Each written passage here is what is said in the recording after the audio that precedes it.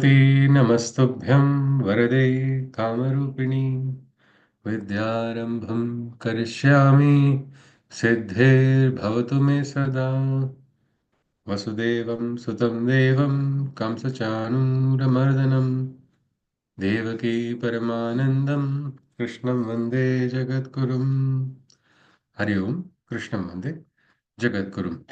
Namaste. Can someone recollect? What is it that we saw? Yes, Juhiji or Chitraji? Anybody?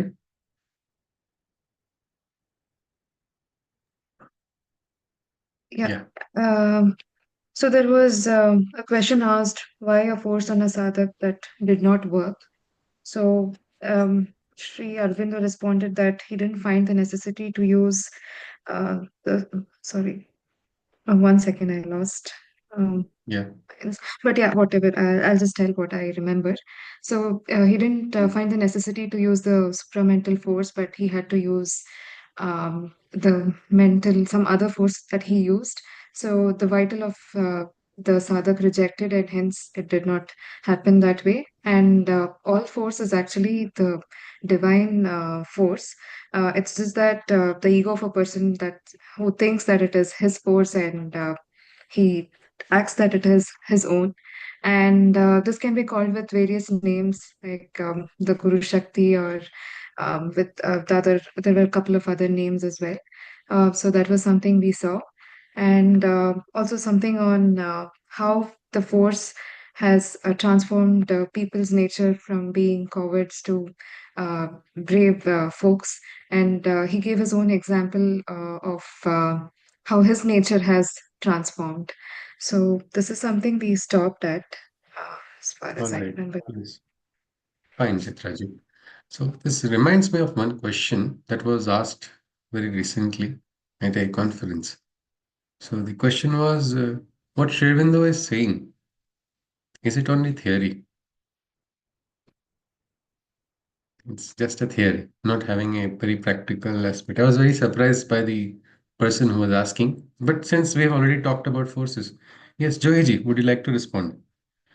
Uh, Wait, so actually, what I am confused with, we talk about the meditation technique given by Sri Aurobindo as transcendental one, which has to be like performed like daily.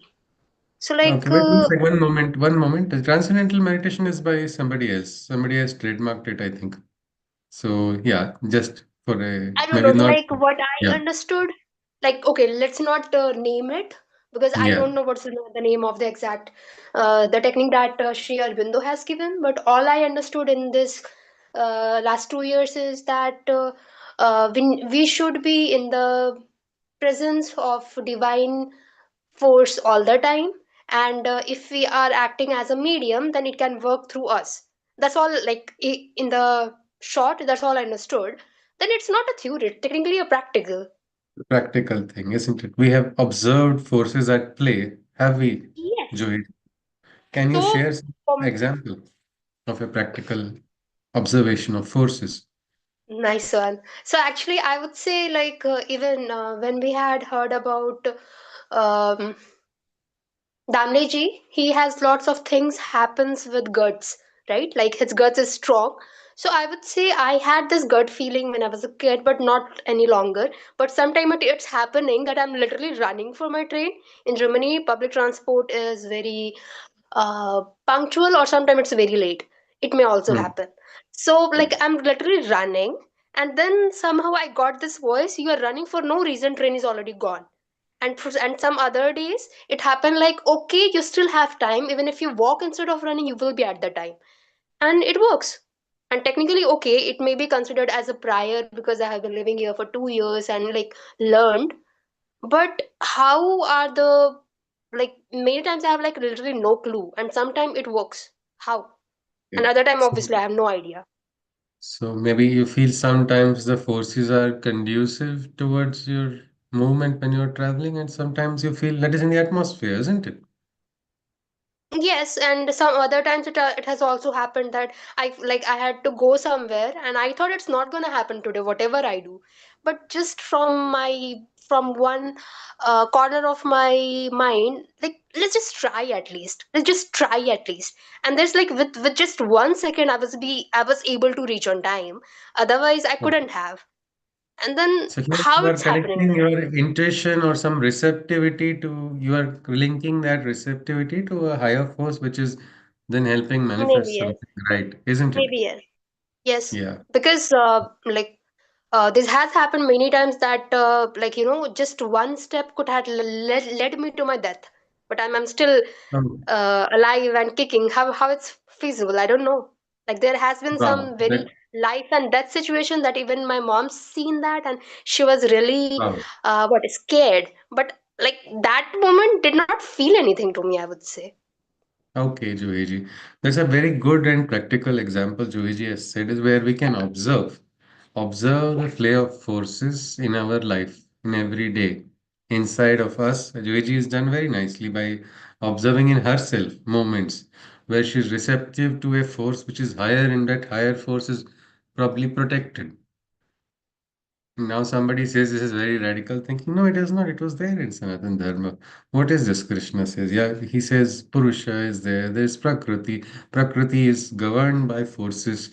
We've talked about Rajas, Tamas, Sattva. They are continuously, at play in the world. And then Yoga Kshemam Vahamyam. What is the meaning of that? I think Joiji has shared life and death. Life and death situation. Does it have to come to somebody after, say, after age 75 or 80 or 85? Life and death situation can be any time. It is any moment. One of the reasons I got the name Sushruth was because my mother felt gratitude for a doctor who was the first surgeon because it was a life and death moment. Only one of us could have survived. So we do not realize that there are forces at play. So this is not just some kind of fanciful theory. This is actually quite practical. And when you become quiet, Ms. Krishna has talked about how do you observe? When will you observe it? When you are quiet, when you are calm, when you are receptive to even observation, maybe not even receptive to the force. You have not yet reached that receptivity, or your Adhar is not yet ready to receive the force. We talked about how people get derailed because they are not ready. They're trying to observe. It's like balloon is trying to take in more air than it can hold. What's going to happen? Poof, the balloon will explode. Somebody says, I want to do this particular sadhana. This Devi must enter inside of me. Alright, what will happen? Kali enters inside. Will the Sharir be able to hold on to the entire force? So first sadhana is to be done, upasana is to be done. The person has to be what we call ready. So these forces Sri Aurobindo is talking about is actually a game of forces, which is part of we call Maya when we don't understand and when we are trapped. But when we understand it, we also enjoy it, calling it Leela of Krishna. It is a krida. It is a game of the divine. And the yogis, they are not like ping pong balls moved around by nature's forces. They are the players. They are able to control the forces. They are able to direct. And Sri Aurobindo was one such yogi. Experiences of his force, people can understand. People say even now they experience in the subtle physical. His presence is so strong that it is. Now, what are these? What is subtle physical? These are all questions which will better keep them in abeyance until we get the experience. But the fact that, yes, as simplest of thing, when you get a good luck message from friend or somebody you like, don't you feel good about it? Don't you suddenly feel you have received some force? Each of us has that. So this aspect, what Sri Aurobindo is explaining, it's not just theory, it is actually a very big practical aspect. Practical must be experienced also. So with that, I think thank you, Chitraji, for that nice summary. We will now continue. Here, Nirodbaran continues. February 7th, 1935. We just completed it. He said, if you want seriously to write more on the subject, as you hinted, may I point out to you that now is the golden opportunity. After the 21st, you will be again crushed, and we shall have to rescue you with difficulty from the heap of correspondence. There's a problem when everybody tries to pick literal meanings. Now, this also is what is this? Shishya is saying Guru to Guru. that you are going to be crushed and Shishya is going to rescue the Guru. No, this is all, we must understand the bhava. I think we all had this in school. Explain with reference to context. Without reference, without context, the meaning can change. Somebody will say, what a very wrong Shishya. I'm just still in the back of a very wonderful conference, but a lot of opposition also was there, and a lot of statements. How can you read? How can there be evening talks on Veda? Now, how can we have a discussion in the evening? Tell me, anybody. Why are we having it in the evening? Because Panchanga has told this is the right Muhurta, right Hora, right what we can say. Dasha, everything is perfect. That is why we have chosen this particular time. Or is it because of convenience? We're all doing different duties. We're all busy with our lives. We're doing works, and yet we have the aspiration to learn. We have the aspiration to understand. So we have to make do, isn't it? So this is something, this aspect of bhava and the context. So here it's very simple. I think none of us have this doubt, but sometimes it is required to clarify as well. So I have clarified. Probably I will not waste more time in this clarification to all of us. Let us continue. I don't think any one of us is having that doubt. If you have, you are welcome to ask also. This is not like somebody is going to declare it blasphemy and go crazy. You are free to question. Let's continue. So after the 21st, you will be again crushed, and we shall have to rescue you with difficulty from the heap of correspondence. So this Shishya is talking about the correspondence. So many. So boss, you said you want to elaborate. Now is the time. Please do not, because afterwards there will be a great rush. Now Sri Aurobindo replies, yes, but I cannot spend these days in elaborate literary production. I have taken this respite. There's a footnote. During the time of darshan, Sri Aurobindo suspended all correspondence. I have taken this respite, though I find that letters still come for more serious work that has been badly impeded since November. So it's only marginals and short comments that I can indulge in. Then AD, this is another footnote. AD is referring to a particular philosopher, has questioned your placing of intuition above reason. My question is whether genuine yogic feelings are not the same form of intuition. It's a nice question. Intuition and reason. Can someone tell me a little bit about both? What do you think is intuition? What do you think is reason? Anything. Just now, Johiji talked about some feeling, isn't it, Johiji? You called it gut feeling. What would you classify it? An intuitive feeling or a reasoning reason? I think it's a reasoning feeling, but that has converted into priors. Priors, as in like that's a psychological term. We use it for like we learn it from experience. But it's a reasoning What is the word? I did not. I was not aware of that prior, word. prior, prior. PRI. PRIOR. It's an English word, like something Purva Sanskar or something. Purva. No, So that actually, if prior is I'm before. learning, like if the same thing is happening again and again, then we will be able to learn it from that experience. That's called prior. Okay, so that becomes, that's an interesting, I think that is again, then it's a logical aspect, isn't it? Yes, it's a It's logical logical. aspect. But suddenly getting, say, I do not know about your experience, but there are moments which sometimes transcend logic, isn't it? My logical, rational, or my prior, if we are to use this word in psychology, my experience has given me a particular reasoning. But suddenly I do something which goes completely contradictory to that reasoning, and that seems to be the most apt decision, or that is the right step to take something forward. So those times something works, no, beyond reason. Like an example I can think of is one doctor. She is, I think now, yeah, she was a junior resident because she's now, I think, quite senior now.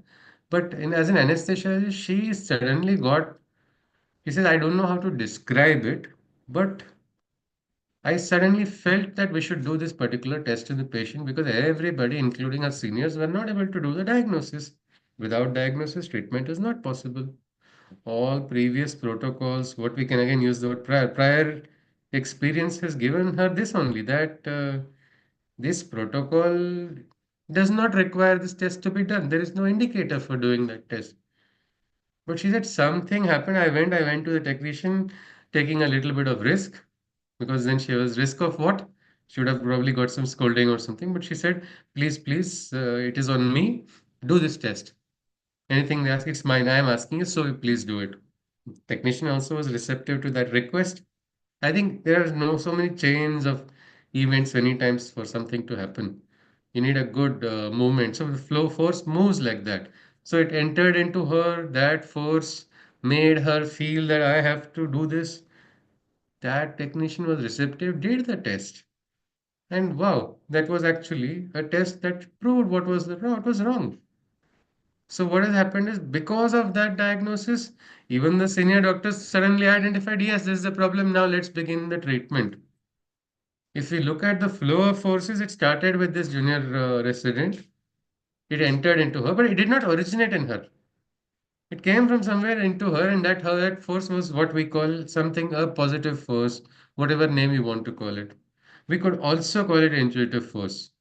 This is just since we are not, she is not telling, we are hypothesizing. We are not, she will be the best person. And when she knows about intuition, otherwise, if she studies and she says this is only this, it will be according to her understanding something.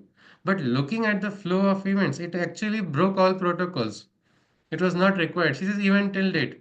Or like there was one more doctor. She did an operation and she says, I don't know how it happened. She was just praying to Krishna and she said, I don't want to see the mother of that child by and tell her that I have failed. She want that child had one young man met with an accident. His face was quite damaged. She was not able to put the tube inside, and she was struggling. It was not working, and she had just seen the mother of that child. So her heart is also a mother's heart. So she was like, "Oh, what? I don't want to go and tell कि I failed. Something has to be done." And she prayed to Krishna, and that is how she did the operation. Yes, something happened. I still don't know how that happened because so much time I was struggling, it did not work out. So this is something. There are moments which are actually beyond our reasoning, beyond our logic also. Because reasoning is connected with mind, mind is connected with logic, logic is connected to having, and mind has its own limitations, as we have studied in the Gita as well. Indriyani paranyahur indriyabhya param manah. So limitation of logic is because the limitation of indriyas. I cannot see ultraviolet, I cannot see infrared. That means it does not mean that infrared and ultraviolet does not exist. Same with ultrasonic, infrasonic. My skin can touch, my skin can feel only up to what I know. So there are things beyond the senses. Like that, there is something higher. Intuition is something that is what Sri Aurobindo has also kept it, and I don't think it is wrong with Sanatana Dharma. It is not wrong with what our Vedic rishis also saw. And they were the masters of intuition. Somebody came and asked Damleji, how did you make these formulas in Ayurveda? Because you have not studied Ayurveda. He walked the jungles with his guru. He's seen herbs, he's talked to the herbs, he's understood that. And he said, I would be very quiet. He said, I would never tell people much about it, about myself. You know, I would just quickly go on. And then one person from the ashram, he was having a discussion. And that time he said, no, I have not studied anything. I don't know much about it. He said, don't say that. Ayurveda is a science of intuition. How did these rishis receive it? Directly, isn't it? We talk about different words. Who is teaching them? Did they go to some workshop? Did they go to some class? Did they go somewhere else? Enroll in a university? They were in what? The biggest university of the universe, connected with the divine consciousness. So this aspect of intuition is different. But whoever this philosopher is, he has questioned the intuition about reason for best reasons. Dr. Niroadbaran has probably made it into. He has not revealed the name of the philosopher, which is always better. Otherwise, it leads to extra gossip. This person said this, that person said this. But anyway, let's continue. He says, my question is whether genuine yogic feelings are not some form of intuitions. Let's see what Sri Aurobindo says. He says, the heart has its intuitions as well as the mind, and these are true as any mental perceptions. But neither all feelings Not all mental perceptions, not all rational conclusions can be true. Which is beautiful. All feelings. You see, heart has its intuitions. That is true. Mind also has it.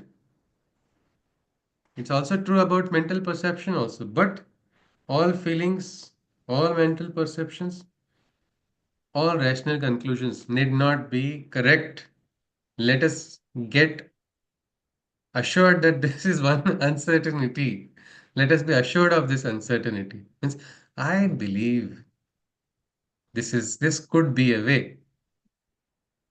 Damleji's teacher would say in Marathi, Asahi asu shaknachi shakyata. There is a possibility of this event taking place or this event may take place. Why all of this? Is it happening or is it not happening? People are always in a binary. But no, person who is aware is able to understand. Is able to understand that there are so many realms which are interacting. It's a dynamic world that we are living in. So until the final manifestation takes place on the ground, there is always an uncertainty. I may think something. I may think some brilliant idea, but that may not be intuition only. It may be some idea which is not yet fully formed, or it is the time has not come. If I run away just behind that thought, it's going to lead to derailment as well. That is why we have to be careful. Nirodbaran goes on. He says, some would, like AD, perhaps consider reason to be the sole arbiter. But if the question be the quest of truth, I should say that feeling or intuition should be more reliable than reason, especially where instances are not lacking, that reason is not infallible, and feelings have as much claim to certitude as reason. So this Nirodbaran is giving his opinion to his guru. He says that, see, if this is the quest of truth, that person feels reason alone should be everything should be according to reason, according to what I understand. But no, according to feelings also. Nirodban says maybe feelings are more, if not equally. They have that value. Sharminder replies, how can reason be the sole arbiter? Whose reason? The reason in different men comes to different, opposite, or incompatible conclusions. We cannot say that reason is infallible any more than feeling is infallible or the senses are infallible. Meaning, let us not have this hatha or what we can say rigidity. Why Krishna told us? Yes, sir. Rajiv ji wants to say something. Yes, sir. Yes, please. I I just wanted to contribute in Yes, terms please, of sir. this thought which is actually going on. There Yes, sir. is a book which I have read recently, which is talking about science and mysticism, Eastern mysticism, and it Hmm. draws parallels between them. Hmm. So there is a statement here which says, when the rational mind is silenced, the intuitive mode produces an extraordinary awareness. The environment is experienced in a direct way without the filter of conceptual thinking. In the words of Chuang Tzu, the still mind of the sage is a mirror of heaven and earth, the glass of all things. The experience of oneness, etc. All this is actually coming from the intuitive state, from the state of deep meditation, wherein whatever we are talking about, the sciences which we have developed in terms of the Vedic knowledge that has come up, all this is intuitive in a way. And scientific work which is there is more based on reason and the limitations of the senses, which are actually contributing to our aspect of learning in the normal sense of the word. So that is Yes, why sir. this is something I think I'm not saying anything different than what you are saying. It is the Yes, sir. same thing actually. So Yes, sir. So intuitive is extremely important. That is what we are all talking supra-reasonal, isn't it? Intuition about. is Yes, supra-reasonal. correct. But there's one interesting question about two more things. One is senses and feelings. So feelings are also, are they just to be rejected? See, actually, the Gita talks about the Prakriti. More than Yeah. the Prakriti, it is the first part, which is the Kshetra and the Kshetrajna. And then Hmm. there is this thing about the Vikar in the Kshetra. What Yeah, are the yeah. Vikars that are My coming about? yes, sir. My question more So, would so be like this is a regarding part. Sorry. Yes, sir. Yeah. My question is like now I get a feeling, say I get a feeling. It's basically, say, from my heart, I'm understanding something. Now, should I reject it because it's basically a feeling? Vairagya is required. So, what about this feeling then, which I'm getting? Somewhere I'm having a clarity. It's calmness is there inside. May not be reason, may not be logic. But through feeling, I'm receiving something through feelings. Can it also be connected with intuition, sir? See, actually, what the Gita says is Matra Sparshas Kanta Shitoshna Sukha Dukkhada Agamapaino Nityan Tan Titikshasva Bharat. Tantirikshasva Bharata. So, Titiksha is what is advised actually, because these feelings, whatever they come, are temporary in nature. They are Hmm. actually going to come up, whatever that feeling is, and they are going to go away. So, the thing My is, question, sir, is can intuition not work in through feelings? That is because here means through feelings also yeah, sometimes in. intuition is something which starts emerging when you are in perfect state of control of emotions actually. When you Okay. reach that stage wherein the consciousness is absolutely still, then Yes. when you are able to go inside, then that what you get is actually intuition. Now, if it is going to be dictated by the kind of responses your senses have to various things, and that is going to dictate. That's a very basic level of understanding. This intuition, what we are talking about, is much deeper. I mean, Okay. So that's Rajiv what. ji is probably indicating that feelings may not really be corresponding with intuition.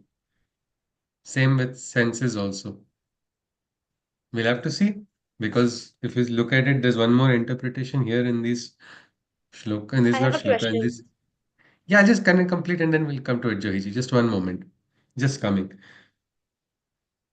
Uh, Through feeling, we'll have to actually, I think when the correspondence goes ahead, probably Nirodhan is going to ask in the next question, this will be covered. So as of now, at least we'll keep it in abeyance. I think Rajiv ji is very clear saying feelings may not be of intuitive level at all. As long as feelings are there, they are going to be not having intuition. But somewhere, at least what I feel, I'm just saying he may be, because in the Gita, we're talking about na dveshti, na kankshati. We're trying to go into a state of quietude, but we're not crushing our emotions. We're going to transcend the limitation of emotions. So maybe, like even senses also, they can become like a initial stage, but afterwards, it has to be transcended. But can we look at it? We'll have to see next. Johiji's question, we'll look at it, and we'll probably just go what Nirodhan says next. We'll just keep this question aside for a moment, at least. And until then, we will hold with what Rajivji is saying. Yes, feelings are not going to help us at all. Same way our senses also. Yes, Johiji. Your question, Johiji? We can continue. I think it will be Yeah, let us followed see. in Let the us see. Let consecutive. us see. Yeah, because I am also not read what is there next. Nirodharan, he continues. He says, if someone refuses to accept my feelings as a proof of something, since it is not based on reason, but when I get a confirmation from you in support of truth of my feeling, then he accepts it. Must I not say that his reason is a less sure guide than my feeling? Sri Aurobindo replies, your feeling is a guide for you until it leads you towards the truth. But it is difficult for another to accept your feeling as a guide. He must find out things for himself. So probably means each of us will have individual feelings. A generalized, like Gita is teaching us about going into what is that Sthitadir Muni Ruchyate, going into that state where we are going to be calm. But this Vega is going to come. We are human beings, we are going to have feelings. We are having senses, so they will keep functioning. We'll have to somehow work in spite of them. And in the quest of truth, your feeling is a guide for you until it leads you towards the truth. Until it leads you towards the truth, meaning after you reach that truth consciousness, you'll have to transcend it also. That is interesting. But at least, yes, there is a possibility. Let's continue anyway. Other person may not accept your feelings. He has to find out for himself. Nirodbaran, he says, we are a little puzzled when you give your own example to prove your arguments and defend your views, because that really proves nothing. I need not explain why. What avatars can achieve is not possible for ordinary mortals like us to do. So when you say that you had a sudden opening in the appreciation and understanding of painting, or that you freed your mind from all thoughts in 3 days, or transformed your nature, it is very poor consolation for us. Then again, when you state that you developed something that was not originally there in your nature, cannot not be said that it was already there in your Divya Amsha? A very interesting question. If you are great, people say you remain great. How can I connect with you? I'm not able to. I'm not like you. Gita talks about Yadyat Acharati Shrestha, but sometimes the Shrestha look so Shrestha, you feel, this Janam, it is going to take me 20 Janams. It is no, not possible at all. That is exactly what is the bhava conveyed in this feeling of Dr. Nirodbani. He says, you are giving your own examples. This one side, it is like, what? How can it be of? You are already, you can transform your nature. You are, a faculty emerged inside of you. Oh, this is not very useful for people like me, he says. He said, you developed something that was not originally there, then maybe there was some, without bija, where will the plant come? So he says, how? You say you just, I'm sure you must be there. Some amount of something must be there, which is making you distinct. In front of Damleji, one Shishya was sitting. Another Shishya came and said, see, he has become like this. Yes, he's very good, he's learning well. But he had something originally inside, no? You ask that Shishya, he says, no, it was not there. But the other person feels it's there. So this is the other person's perspective, which we are hearing from Dr. Nirodpuran. He's saying, no, something must be there. You don't know.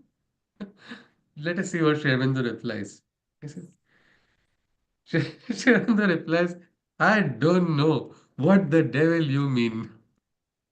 My sadhana is not a freak or a monstrosity or a miracle done outside the laws of nature and the conditions of life and consciousness on earth.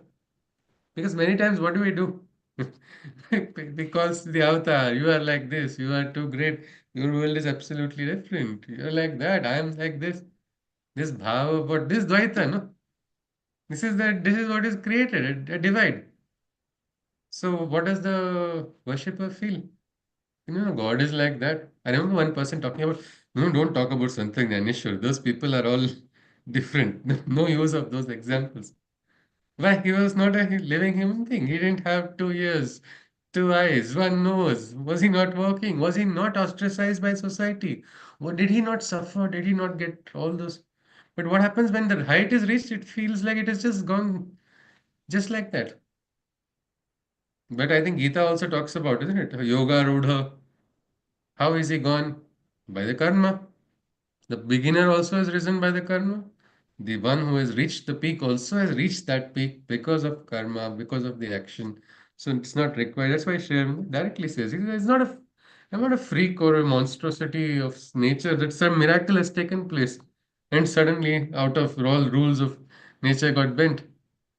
But if you look at it, it was brilliant what transformations took place, what Sri Aurobindo received in the Alipur jail. And I met one person who has received Sanskrit knowledge. That was very beautiful to see. He did not, Sherwind was told about how the reception took place, scriptures and everything inside of the prison. I just felt it was a fantasy. It was something, not fantasy, at least for me, it was fantastic and it was something which I could not even comprehend. But then I met somebody. And that person I met and that person told me quite recently, it was a great experience. How the scriptures came to know. And I met that person after listening many years before I had heard his talk about Shreyas and prayers. And it was very beautiful the way he talked. So I assumed this person is a great scholar for so many things, but he told me that that knowledge came to him. But it is not a freak of nature. He had his life, he had his struggle, he had his falls, he had his rise, all those happen in life. each one of us living our lives or that living those unique lives. We don't have to suddenly lower ourselves or say this is not possible or I am less. It is said low aim is a crime. So, are we going to commit the crime is the biggest question. We should not. That is something. Let's continue. He says, if I could do these things or if they could happen in my yoga, it means that they can be done. And that therefore these developments and transformations are possible in the terrestrial consciousness. This is something beautiful. Sri Aurobindo keeps hammering on terrestrial consciousness. Many spiritual aspects leaders also sometimes talk about another world, not here.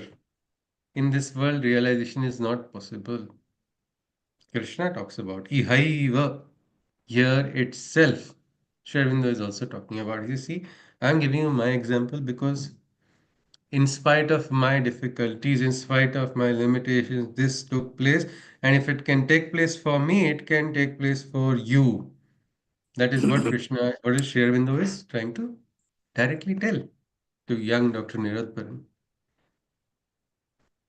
Niroadbaran continues. He says, there are many who admit that faculties which are latent can be developed, but they maintain that things which are not there in latency cannot be made to manifest. My belief is that even that can be done. The divine is everywhere, and wherever he is, there everything exists. It's a beautiful thought that Nirodman is talking about. But there is still, I don't think that I could be turned into, say, an artist or a musician. Just one moment ago, his hypothesis is divine is everywhere. If the divine wills, everything is possible. Share in those words, all can be done when the God touch is there.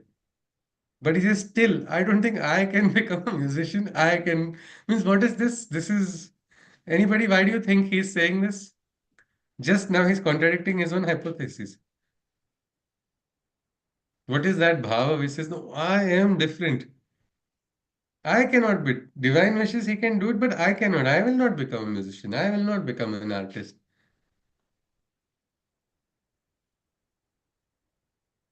What is the entire problem here? There's one alphabet in English which can answer the question. Anybody?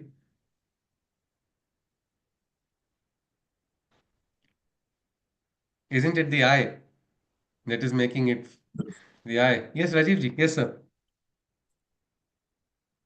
You were saying No, something, you sir? continue. I mean, I Okay. wanted to mention the same thing. Yeah. Yes, sir. So this I only, this is, I cannot be turned into an artist, is what his last statement is. To which Sri Aurobindo replies, how do you know that you can't? I remember when Damleji first told, who knows, someday you will write a book. Like, what? Me? I'll write a book? It was a big question. I still have it written in, I had my correspondence, I used to write down whatever discussion I had with Damleji. I would write in a diary. My questions would be there. I remember, what is consciousness? He said, no, for you now it's concentration. Stop using this word. This will be the most marketed word. He had told us in 2011, I think. And how true. Today we have consciousness for sale, no? Online. I'll give you high consciousness. You transfer this much money, and you will reach that higher state.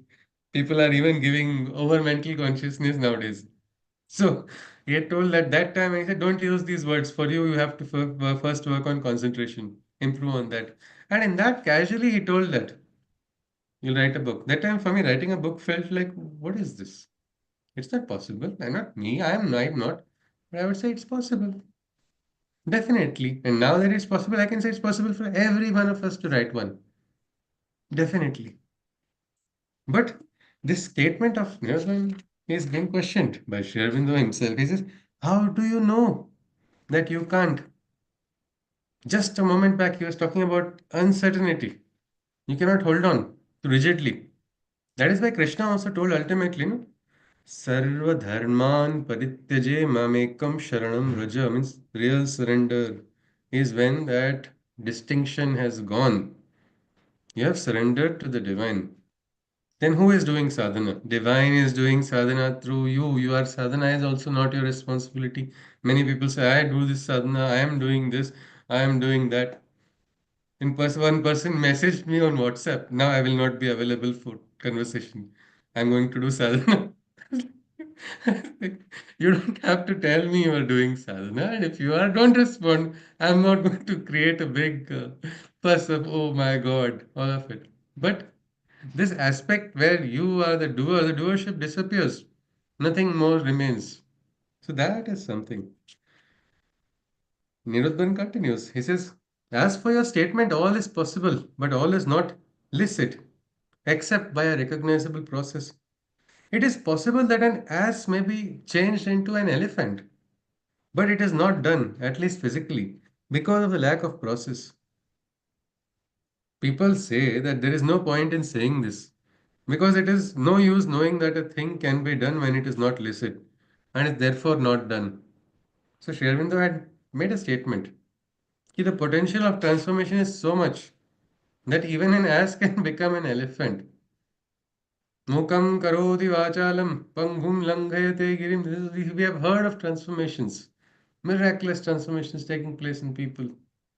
A mouse will become a lion, at least in bhava. A person who is like a mouse, always afraid, suddenly after sadhana becomes fearless. Fearless even in the face of a situation which is almost deadly. The person is able to stand as if this person is the master of death with such calmness. How is it? That's a transformation. So we know about psychologically, but even materially, what Sherwin is telling, that maximum transformation is possible even materially until a process has to be established. But he says there is no process for transforming right now the ass into an elephant, so it will not take place. He says, don't make these statements Shishya is telling to the Guru because it's of no use. It's not going to happen, so why do you say that?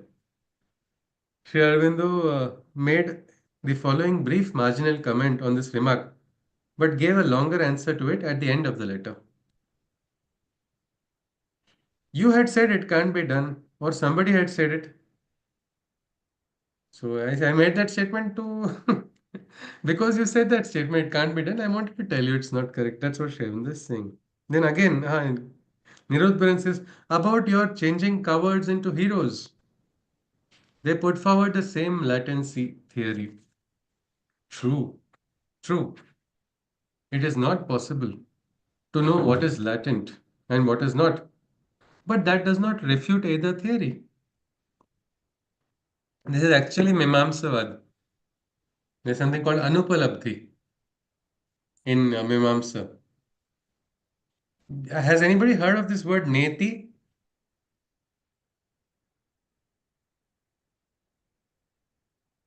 Na iti. Neti. Anybody? Yes, Bhaiya. Ji, Neat. namaste Renu ji. Where did Namaste. you hear something about it? Can you share? Uh, I have heard it in. I have read in a book written by my Guruji, Okay ji. Sri Ramchandra ji, Maharaj of Shahjahanpur. Ji. And after writing that book, Reality at Dawn, Satya Ka Uday, Hmm. the name of the book. At the end of the chapter, he writes Neti, Neti, Neti. Ye bhi nahi, ye bhi nahi, ye bhi Yeah. Not this, not this, not not. this. Uh, Thank you. This is like by virtue of elimination, because the yogis would go into states of consciousness, experience something, and I experienced it, but no, not this. It is still not the highest consciousness that can be possible.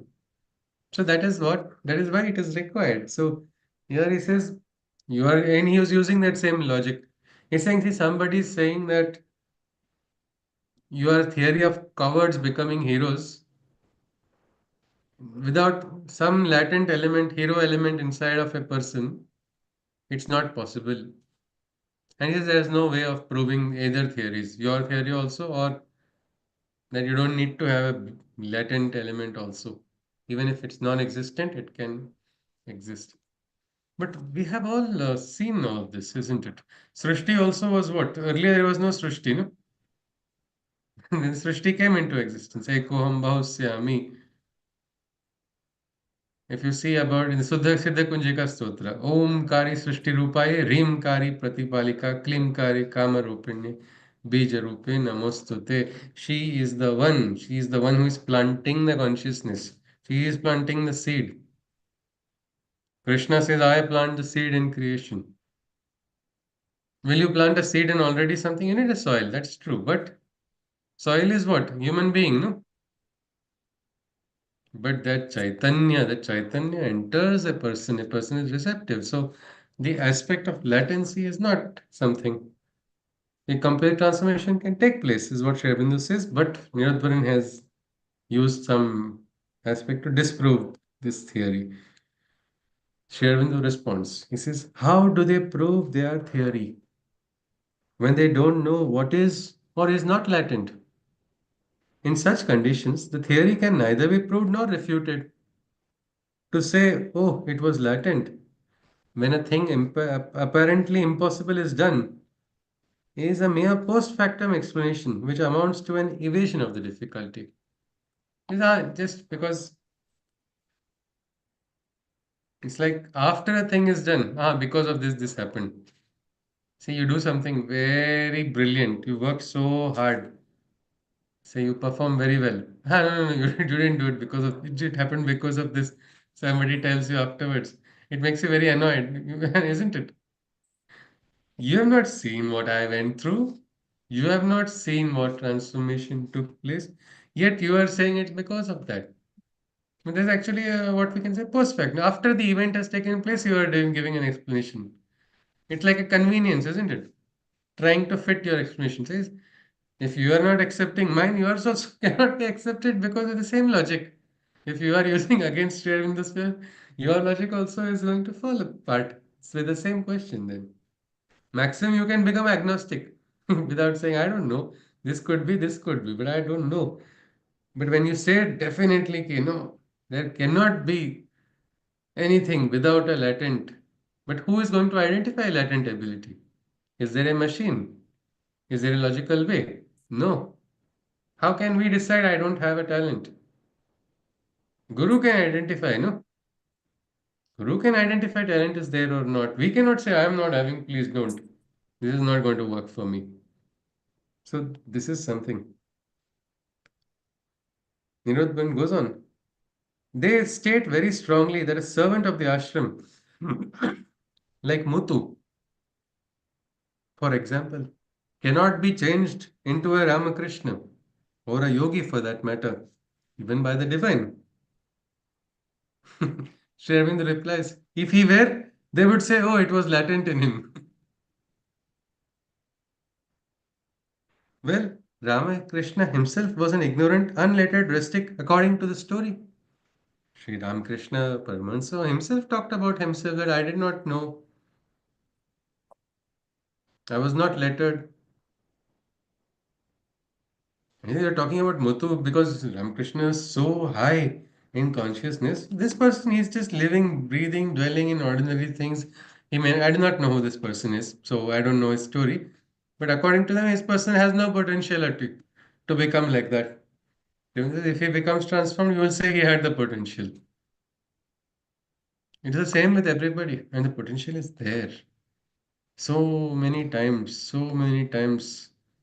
we have seen so many examples. Giri becoming Totakacharya. That time Giri only would go and ask the other Shishyas, when will I get realized? Will I become more intelligent? When will my time come? And they would also say, wait, it will come, it will come. They would simply pacify him. But then when it happened like then everybody started saying the same person who people thought has no talent or who is not capable. No need to have a Vedantic discussion with this person in the room.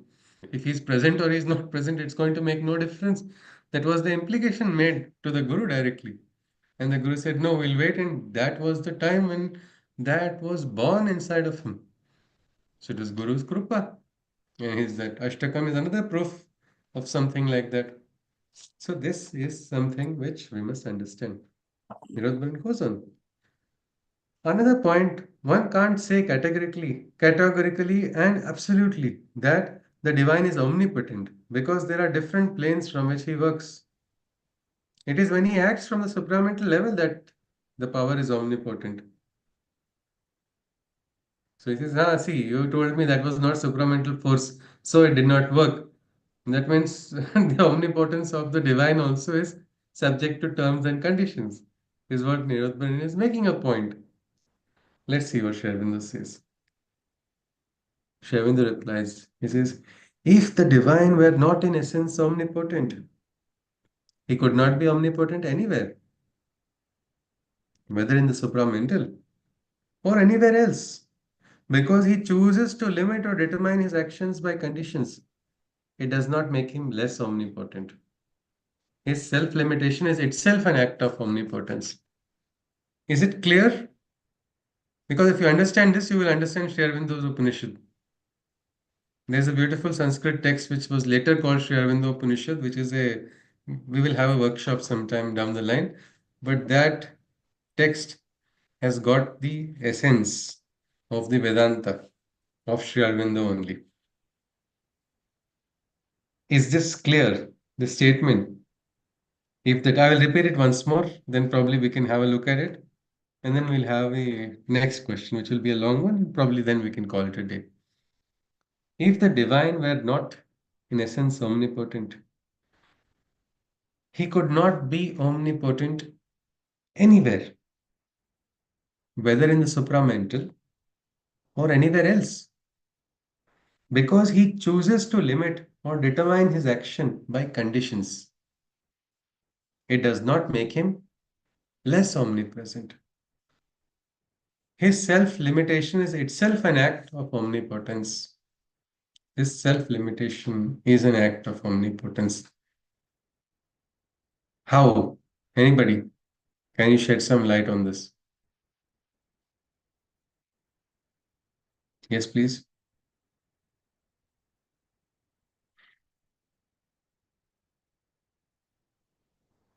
Anybody? Just let's discuss. It's like we don't have to hit the nail immediately. We can just assume how it can be. Our own Oh, hypothesis.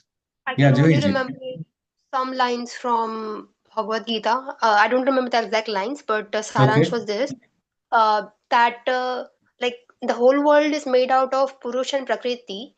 Purush has no foundation, but Purush tries like Purush like okay, so Purush is not bounded by Prakriti, but it likes to play with the rules that are created by Prakriti. So and then like when we had read that you had mentioned that only those who had lots of potential can limit their uh, Ah, yeah, yeah, their yeah. doing. Only the Those one who is who powerful can choose to can become limit. weak. No? Yep. Means it's like, say, the biggest wrestler, some MMA fighter comes and says he wants to fight me. I say, no, I don't want to fight. Whether I can fight is the bigger question, isn't it? I'm not trained in this mixed martial arts. I don't know what will happen. I'll be clobbered if I enter into the ring without the training.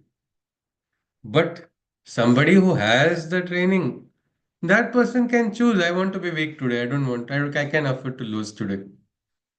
I cannot say I can because I'm not capable of doing that right now. So that is I don't have the strength. No, means he is pretending to be weak. Who can pretend to be weak? Only who is strong. So here, this aspect, this logic, what is being used is actually very beautiful.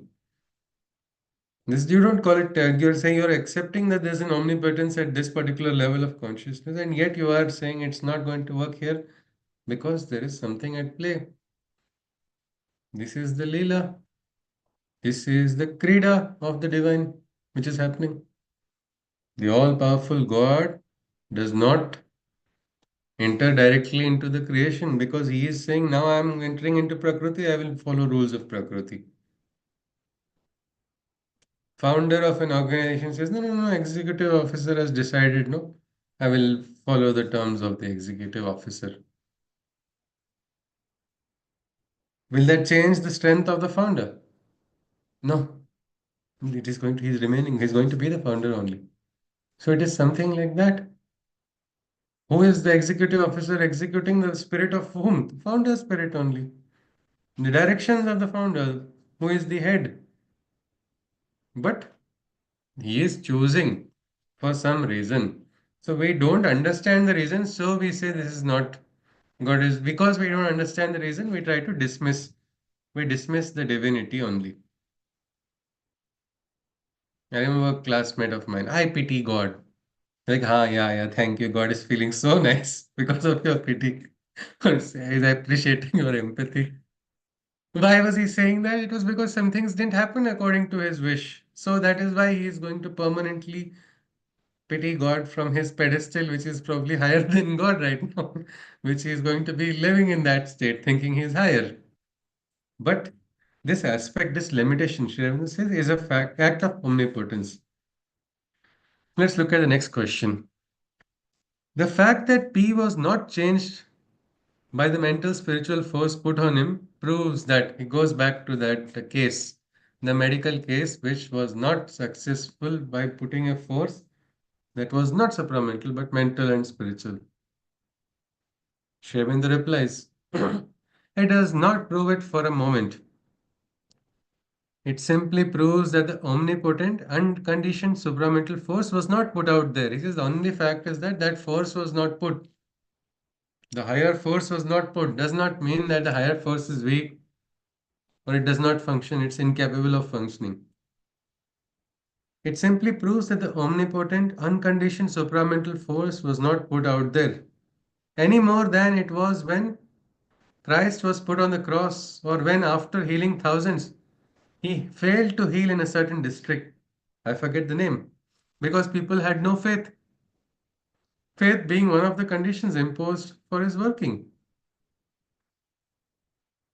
Or when Krishna, after fighting 18 battles with Jarasandha, failed to prevail against him and had to run away from Mathura. So Sri Aurobindo says just because of this, it is not proving anything. When the immortal hell, why the immortal hell should the divine be tied down to succeed in all his operations? What if failure suits him better and serves better the ultimate purpose? This is a beautiful question which Sri Aurobindo has asked. What if failure suits him better and serves better the ultimate purpose? I had only one dream of playing badminton. It was eat badminton, sleep badminton, play badminton. That was my life. Nothing more. I had no idea why I entered engineering college, mechanical engineering, why I was doing. But even in that time, I was having only one dream.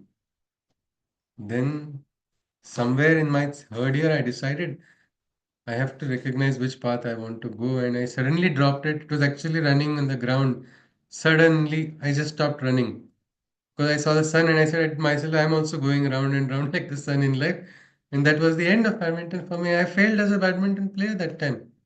It created sorrow. It created so much sorrow that I didn't understand what is my meaning, what is my purpose, what happened to all these years that I put in.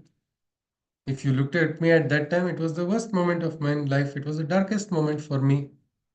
But now, in hindsight, I see that was one of the best things that happened.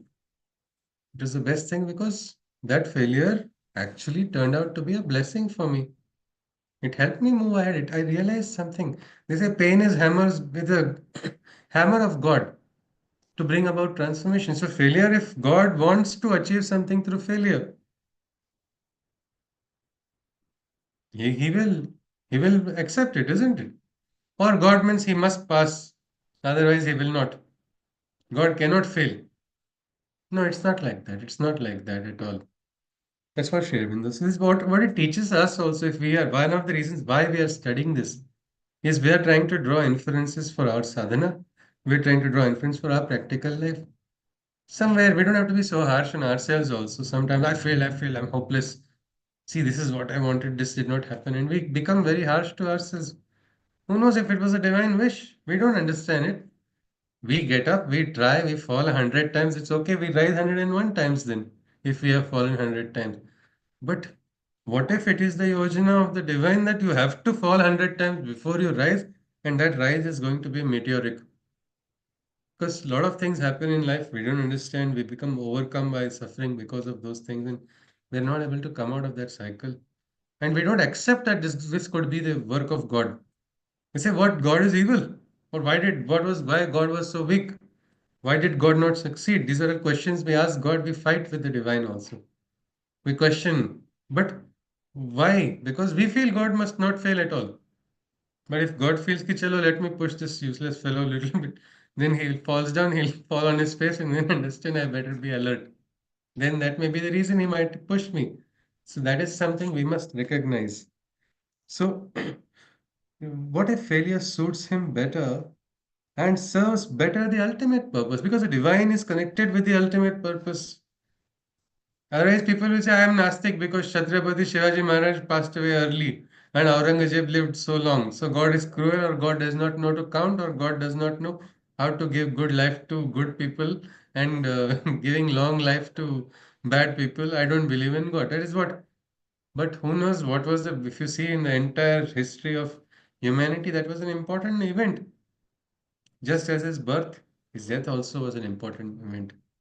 It led to so many things. Shambhaji's life, the next after that, Tararani, all of them. It was a big chain of so many events, so many cycles. The ultimate purpose, you have to reach that ultimate consciousness to understand it. Sitting in a lower state of consciousness, you can't identify that. And that is what we have to recognize. What if the gentleman in question had to be given his chance, as Duryodhana was given his chance when Krishna went to him as ambassador, in a last effort to avoid the massacre of Kurukshetra? What rigid primitive notions are these about the divine? And what about my explanation of how the divine acts through the avatar? It seems all to have gone into water. By the way, about the ass becoming an elephant, what I meant to say was that the only reason why it can't be done is because there is no recognizable process for it. But if a process can be discovered, whether by a scientist, in brackets, let us say transformation or redistribution of the said ass's atoms or molecules or whatnot, or by an occultist or by a yogi, then there is no reason why it should not be done. In other words, certain conditions have been established for the game, and so long as those conditions remain unchanged, certain things are not done. So we say they are impossible, can't be done. If the conditions are changed, then the same things are done, or at least become licit, allowable, legal, according to the so called laws of nature. And then we say they can be done. You again see so called laws of nature. Why again so called? Because these laws can be rewritten with the divine will. Just a couple of years back, maybe 1.5 years, not even 1 year back, a friend, a sister, somebody I know, she was diagnosed with cancer and given 3 months to live, 4 months to live. That is all the doctor told. Now, just less than 1 month back, she had her engagement, and her engagement was with somebody she liked so much, and she convinced her parents also. She went abroad to the same college. She got a scholarship in a college which nobody gets. She got it in spite of everything. And for going there, she had to get a cancer-free certificate. She got it from the same hospital which had told her 4 months, you have to live. I remember when she had asked me the question that time, she was like, she wanted to be a mother, her family, and all of that. And like, can I not dream? Look at this report. This report says, because she's also from the medical faculty, she could read her own report. And she was saying, ki, what can I say, Dada? This is, when I see this report, I still have that message. It's one of the difficult messages for me in life when I got it. And I had to not become teary also and had to speak to her. And I just called her immediately after getting that message. All I could tell that time was, no, we have the right to dream. We don't have to be so rigid just because it is there. Who knows who is going to prevent you from dreaming? And now see, that dream was practical. That time it looked impossible. It looked like a, storybook. just not possible at all, just some fantasy which can never manifest. Why? Because the conditions were not met that time. That time the cancer cells were proliferating in her body. Why? How did it change then? Is it a miracle? Somebody will say it's a miracle. Doctor will tell properly what is this. Because the process was there. They identified the cancer and they found out that among the cancer types, she said she's lucky to get that particular cancer which responds to medication, a particular medication which was available. So you see the process is being set up. Now, if you look at the process, then one by one, her first job was to come out of it. Then she applied. She applied for the scholarship. That time also in applying, she said, I don't know how the funds will be there. And now look at the possibility of going into the topmost university in the world and getting into the same university where that person also is. That is also the topmost university. Both of them, all stories change, families understand each other. Everything has changed. What is all of that? Means what is it? It is a process has been set up. The process can be set up anytime. That is why it's called so-called laws of nature. The divine is at play, working, struggling. We'll now, when there's going to be a workshop on the divine mother, so her different forces, her powers, how they work. One of them is that power of Ma Saraswati. She's working, working, working, continuously doing surgery at every moment, trying to, there are 100 possibilities. She's working and struggling so much to establish that. Because when she establishes the way of the process, then the force of Mahalakshmi can function. The process established Mahalakshmi's, prosperity enters. Mahakali's brute strength to break hurdles which are false. That also enters in next. And then the vast calmness of Maheshwari. So, what is all of this? These are all systems. So, that is what Shravan was talking about. He says, if the conditions are changed, then the same things are done, or at least become licit, allowable, legal, according to so called laws of nature. And then we say they can be done. The divine also acts according to the conditions of the game. He may change them, but he has to change them first, not proceed while maintaining the conditions to act by a series of miracles. So we stop on February 9th, 1935. So this thing we can understand at least this much is that let us not limit the divine's working because of our own limitation of personal logic or rational. We may think something in the Upanishad. This is one side is Vidya, another side is Avidya. That is equally dangerous. Avidya and Vidya both are said to be equally dangerous because the learned get trapped in their own learning only. The ignorant never tries to learn. That is the trap of the ignorant. The wise is the one who is able to bring both, reconciliation, not compromise. No rejection is taking place here. It is about transformation. So with this, I think we'll stop. Can somebody summarize some of the points that we saw? After which we conclude with the Shanti Mantra. Now I think we are getting deeper. The discussions are going to become longer. And then there's going to be some fun when Dr. Niroadbaran starts writing poetry afterwards. Yes. Anybody?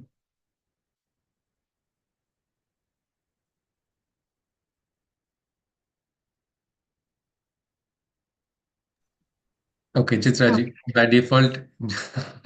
Yes, please. Yeah, we saw some questions around intuition versus reasoning, if intuition is something above reasoning, and are yogic feelings not some kind of intuition itself. So we saw that Yeah, just in one the moment. Yes, this yes, question we had kept in abeyance, so that we can look at it. So maybe, since we are not going to draw a rigidity over everything, maybe the feelings can also be utilized by the divine to give us glimpse of intuition, isn't it? Rajivji, what do you think, sir? Maybe the divine can utilize our feelings, is it? What do you think, sir?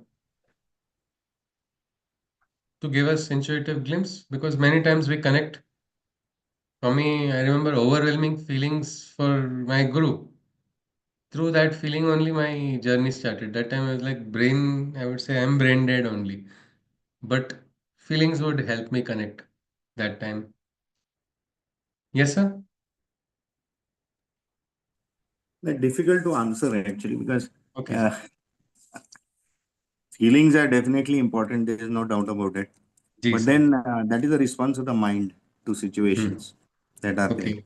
But And then psychic in feelings the are beyond mind, no, sir? yeah, so of course we have our intelligence over the mind, and finally that is what helps us in guiding our actions, which is in analyzing what is good, what is bad, what should be taken, what should be given away. Ji, So sir. that is also another important aspect, which is going to be which is going to help us deal with the worldly things that we see around us. Okay, so it is not that we can say that feelings are, but then again feelings is something because this whole world of spirituality is an inward looking world wherein everything that is outside the senses, the objects of the senses, what constitute the world, is basically based on the primary thing that it is very divisive. I'm different, you are different. I'm waking up to a world which is of differences, and I'm trying to survive in this world using my feelings and my intelligence in order to guide me. So that's the day to day part of it. So when you start looking inward, actually, it truly gives you something which is going to take you beyond these senses, Yeah, something which is and going to be yes, sir. important for you, which is And much more than what the senses can actually give you. and in outward, because we're going to try to merge the inner world and the outer world in our sadhana. Correct. So that would be one interesting challenge. It is actually initially our feelings take us, like we say, Rajas, Tamas, Sattva, these all are basically driven by feelings. But sometimes, some moments, maybe I think we can say some are very pure feelings, isn't it, sir? It's like a Guru Yes. Shishya's. There it is not Swartha. In Guru Shishya also sometimes feelings which come from lower feelings. They come, I think. I think I can tell from my experience. So I want to eat That is something true. that is not a divine feeling that I have got. It is connected with lalasa, or it is connected with some ichha or akanksha. But Correct. where some moments, some feelings come where eyes suddenly start watering. There's like a river flowing, and it's not connected with emotions. You're not able to, I was not able to understand. I remember one moment I didn't understand, but it was something. I was feeling, and I was not able to describe what that feeling was. So sometimes we're not trying to make it a regularity that this alone, but you will not say that this cannot also through the feelings. So without dismissing it and without becoming a party also of the feelings only, all are important. Because that, as Rajiv ji talked about, people use it for coping with loss and they hold on to their feelings. Some people say, enough, no more emotions. I am not going to be any, I don't have any feelings anymore. That is also an emotional reaction, no? That is an emotional, immediate, it's a, what we can say, rejection, a repulsion. That is again an emotional reaction. So we're talking about something which is psychic. Maybe it can work through feelings. So we should be alert, we should be careful when we are looking at it, because that is the Sri Aurobindo's, he talked about terrestrial realization. He had this realization on this earth which will actually divide, I mean, remove that divide between material and spiritual. Means this is my spiritual life, this is my material life, question will not come. I remember a friend of mine, I tried to talk about it. The first thing I saw was that person left the group. Next thing I saw, that person does not want to talk anymore because I gave the example of somebody who does wonderful puja and gets drunk the very next day. It was that person's example only. I did not realize it was that person's example. Afterwards, I learned it. But that person wanted to keep this as a separate life, this is a separate life, happy with this imbalance. It's actually very dangerous. It is not right to continue like that. You have to have an integration. For some people, when they are praying, they are very good at praying. After praying, we're like, what great, we can say, Vashishta Rishi only is doing meditation. And after that, we are seeing some asuras on the street.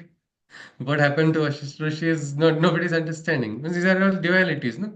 So that is what probably has to be removed. Yes, please. Thank you, Rajiv ji, for sharing your insights as well. Please continue, Chitra ji. I'm sorry, I think I've interrupted a longer time. Yes, please. So, yeah, and we saw that feeling is a guide for you until it leads you towards the truth. This is something that we saw. Hmm. Hmm. And yeah, and Dr. Niroadbaran says, Sri Aurobindo, that they kind of find it hard to relate or to reach the level of consciousness or the transformation that Sri Aurobindo has gone through or achieved. Sri Aurobindo says that he hasn't done something outside the laws of nature. So if he can do it, everyone can do it as well as his response. And still, he has that question that something related to the opening or change in him related to music or art, that possibility, he still finds it difficult to Nirodbaran says that, imagine no? that. Yeah, yeah. And Mhm. Dr. Nirodbaran says that he still finds that possibility to be a lot minimal, but he agrees that if divine intervention is there, all is possible. That is something we saw. And the latency theory, basically finding a reasoning or labeling that it was latent when something impossible was achieved. Yeah, so that was some related to that discussions we saw. And just because the divine chooses to limit himself, it doesn't make him less powerful or omnipotent. This is the question related to because the divine works in various planes of this Mhm. one. So that was one thing we saw. And finally, the last one, what we saw was uh, be it a success in trying something, or be it the failure, or whatever the circumstances that happen, it doesn't, that plausibly shows that divine power didn't work there. So it doesn't really mean that it it happened for the greater will. So that is something that uh, is one way of interpreting it. And finally, he says that the divine has the capabilities to change the laws of nature to whenever Yeah. it is required. So, Yeah. So according, the divine is not getting emotionally disturbed by our feelings also. The divine has a grand plan, an objective. So in that, divine is working. Best thing is when we try to align. Best example we can again is think of is Kathopanishad only, where this young Nachiketas, his father is doing something wrong. Nachiketas understands it is wrong. He feels the right thing. I want it not for myself, for my father to get the right benefit. He shouldn't go on the wrong way. Let me go. Let me go and tell him. Let me go and tell him that this is wrong. And the father says, I'll give you to Yama. He says, maybe God wants to achieve something, so I will go to Yama also. He's ready. Look at the state. I mean, something is the most unfavorable situation. He has not compromised with his principle. He has not compromised with his ideal. He's standing tall. He's caring so much for his father. So he has gone ahead and told the truth. And then when he gets this statement, he says, okay, let me move. So that is something. Yes, sir. Rajivji wants to add something. Yes, sir. One last thing, laws of nature and our understanding of the laws of nature Hmm. by itself is very, very limited. And Yeah. if you look at the last 100 years and our understanding of the universe or materials at a physical level and where we are right now. So when we are talking of Newtonian physics, for example, Hmm. which talks about bodies and the attraction forces that are there, and then there is the subatomic world which is The getting quantum world. Hmm. yeah, the quantum world that is there. All these developments are actually increasing our knowledge immensely, and slowly we are coming closer to the intuitive knowledge which the Vedas are actually giving us. So laws of nature is something which is apparent to us based on our knowledge right now. So that is one thing. Okay, sir. Yeah. There's Thank a you. quote. Thank you, sir. There's a quote by Paulo Coelho, a nice author. Miracles don't go against nature; they go against what we know about nature. Yes, exactly. Ji That is sir. true. Ji sir. All right, sir. Right. Let us complete with the Shanti mantra. Hari Om. सर्वे भवन्तु सुखिनः सर्वे सन्तु निरामयाः सर्वे भद्राणि पश्यन्तु मा कश्चित् दुःखभाग् भवेत् हरि ओम तत्सत् कृष्णं वन्दे जगद्गुरुं हरि ओम पुनर्मिलामः I next have weekend question. looking for yes Johi ji most Hariom welcome sir. Hari Om ji So, नमस्ते माँ जी namaste. Ji yes ji Can I continue the question? of course ji please Yeah, so the confusing factor is that failure also works as per divine's intention or goal, whatever. Then, like, if a person is supposed to fail, like, let's say 10 times, and then 11 times he or she is supposed to be succeed to succeed. So now the question is, being a human, how can we figure out that we are supposed to fail ten times, so it's okay, we can continue going on the same path? And in other cases, the failure happens no because one the person is second in another no, the path. first question yeah the first question itself before we go to the other cases your first question was about as a human isn't it Yeah, now Johi ji what is my manufacturing schedule tomorrow at the factory I don't know, why because it's your schedule. How will I know? so you are trying to understand God's schedule. Why is God wanting us to fail X by X, Y, Z number of times? We will know about what we know, no? Means it's what is our daira or our understanding. Because imagine if you understand how many times you have to fail. You already know that this is going to happen. Will you put your effort into an action if you know that this is not going to give you the result? As a human, no. No, no, as a human, we are saying that. No? So that is the problem. We are humans, so God is not letting us know. When we become divine, He'll come and whisper, say, boss, 10 times you have to fail. You will also say, no problem, boss. I'll fail 10 times. 11 times I will not fail. No. Yeah, yeah, it's okay. I'm willing to fail. No, but the You will. question is, Acha, okay. no, like, okay, fine. We being humans cannot understand the will or the plans of Divine. divine, makes sense? Yeah, okay. Because it's too much above us. But now the Yeah. question is, how can a person, like, for example, if I will take an example of APJ Abdul Kalam, he wanted to be a part of Air Force, which he couldn't become.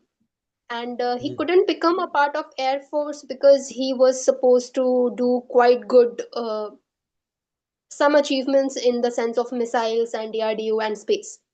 Now all these things make sense when we look in his life Hindsight. overall. Yeah, Yeah, okay. but like, I have also read this in his book that APJ Abdul Kalam was confused after failing his exam that he couldn't enter Air Force. Now what? He had this question, but Yeah, still he continued.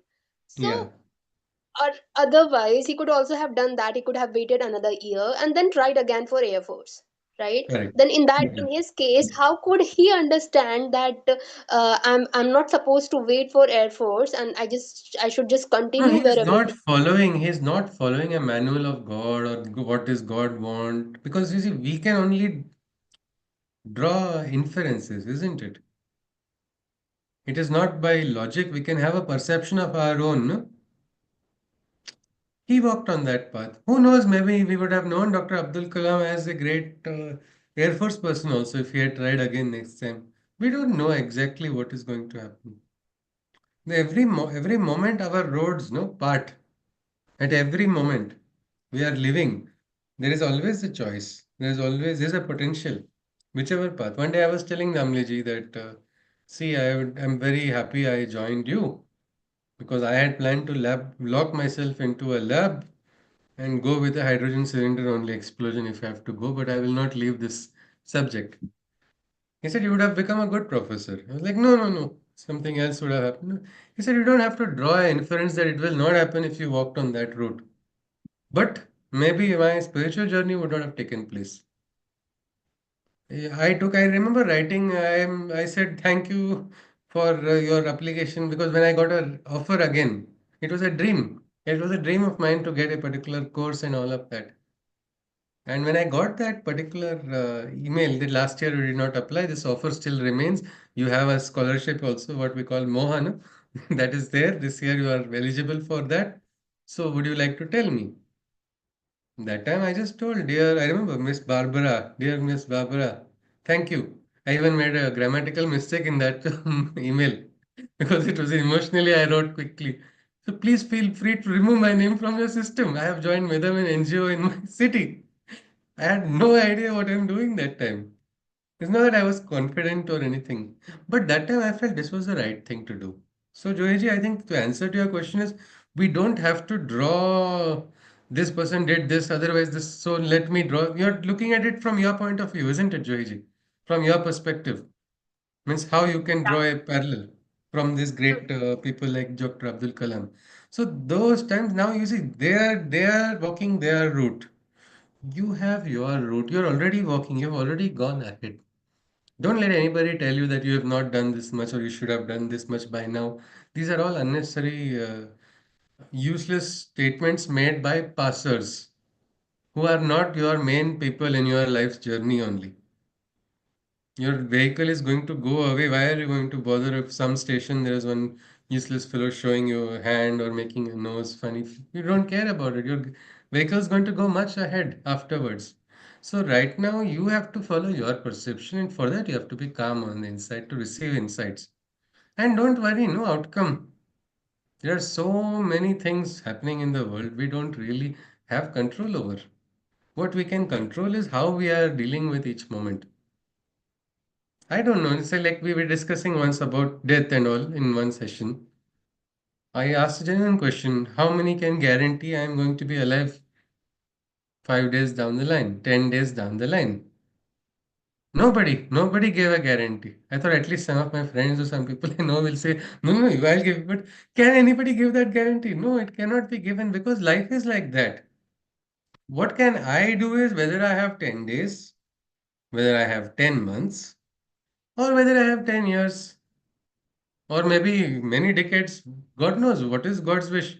But I can ensure, no, how I live those days is what attitude I am having in. Means what attitude I am facing it. So it's all right. And say failure and success both are just the same. Heroes understand it. Krishna understands it. Krishna tells everybody to understand that. So that is all we can do, Johiji, isn't it? Yeah, in a nutshell, yes. Thank you. Yeah. Yeah, thank you, thank you. Yes, yes, absolutely. That is all. Because where our life journey, we are going to write the story with the help of the divine. We're not going to be alone. That company is there because of which we are studying about the Gita. We are trying to understand. And not everybody gets the time to do it. Life goes like that without finding the time. So if the time is found at the right time, meaning something good is going to happen. Let's just wait. Who knows? We are all young, no? We have a big life ahead. So maybe 20 years down the line, 10 years down the line, if we have, I hope we finish correspondence with Sri Aurobindo before it doesn't take 10 years long. But I think we will watch. Joyji's question only will be a testament. And maybe you will be laughing at that question afterwards, Joyji. Right now, whatever pressure is there, no? That's just momentary. And maybe that pressure is required also. Like I tell Damleji, if you're precious, you should scold, then only I'll do properly. Otherwise, I'm lazy on my own accord. Because of your scolding, I fall in the right track. So something like that, who knows? Let's just take it without adding any other emotional dimension of frustration or anything else. So I think, yes, with this, if I have answered your question, we could conclude, Joyji. Yeah, yeah, yeah, yeah. Thank you. All right, Jin. Okay. Namaskaram. See you next week then. Hari Om.